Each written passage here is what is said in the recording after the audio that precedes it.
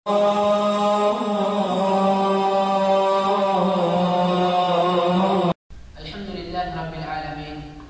Wassalatu wassalamu ala nabiyyina Muhammad wa ala alihi wa ashabihi wa man da'a bi da'watihi ila yaumiddin. Amma ba'd. Assalamu alaikum warahmatullahi wabarakatuh. Ang pagpapasalamat at pagpuri ay para lamang sa kataas-taasan ng Allah subhanahu wa ta'ala, ang Panginoon ng sanlibutan. Siya lamang ang karapat dapat sambahin at wala ng iba. Kaya siya lang ang dapat pasalamatan natin.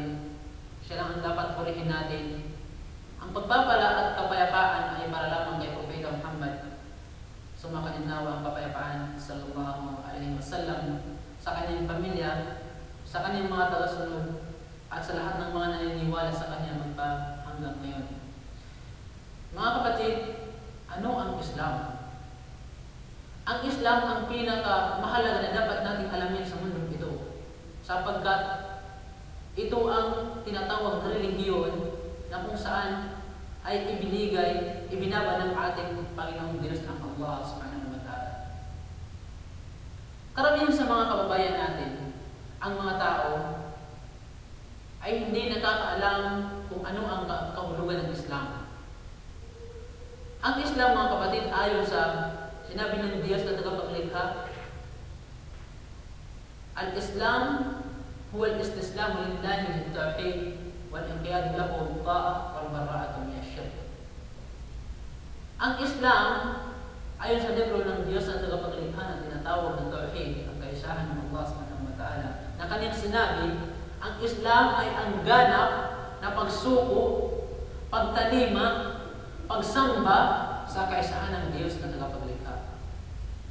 Ang Diyos na kung saan ay naglikha sa mundong ito, naglikha sa kalangitan, naglikha sa kalupaan, at lahat ng nasa pagitan nito. Mga kapatid, yan ang tinatawag ng Islam. Pagsuko sa nag-iisang Diyos. Ang pagsuko ay nangangahulugan ng isuko ang sariling kagustuhan sa nag-iisang Diyos na tagapaglikha. Hindi nangangahulugan na pagsuko lang, sasabihin mo na isusuko mo lang ang sarili mo, ngunit yung sariling kagustuhan mo ay hindi mo isusuko sa kaisahan ng Allah subhanahu wa ta'ala. Pagtalima. Pagtalima sa lahat ng iniutos ng Allah, ang Diyos na tagapaglikha, ang Diyos na lumikha sa atin, ang Diyos na nagbigay sa atin ng buhay. Pagtalima sa kanyang mga iniutos. Pag-iwas sa kanyang mga ipinagbabawal. Yun. Pagsamba. Ang pagsamba sa kaisahan ng Diyos na tagapaglikha. Siya lamang ang karapat dapat sambahin at wala ng iba. Yun ang itinuturo ng Islam. Yun ang Islam na sinabi ng Diyos na tagapaglikha ang Allah subhanahu wa ta'ala. Ngayon, wal-bara'atu min asy-syirk, sinabi ng Allah subhanahu wa ta'ala. At ang pag-iwas sa pagtatambal sa kaisahan ng Allah subhanahu wa ta'ala. Dahil ang pagtatambal sa kaisahan ng Allah subhanahu wa ta'ala, ang kasalanan hindi ipagpapatawad ng Allah subhanahu wa ta'ala. Pagtatambal o tinatawag na shirk, salitang Arabic. Kailangan natin iwasan ng shirk o pagtatambal sa Allah subhanahu wa ta'ala dahil yan ang bagay na hindi ipagpapatawad ng Allah subhanahu wa ta'ala. Yan ang katuruan ng Islam. Yan ang sinabi ng Diyos na tagapaglikha kung ano ang Islam.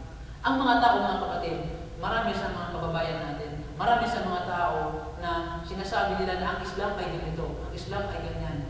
Hindi po nangangahulugan o hindi po karapat-dapat na sabihin ng mga tao o ang mga tao ang magbigay ng kahulugan ng Islam, kundi kung sino ang nagtatag nito, kung sino ang nagbaba nito, kung sino ang nagbigay ng pangalan nito.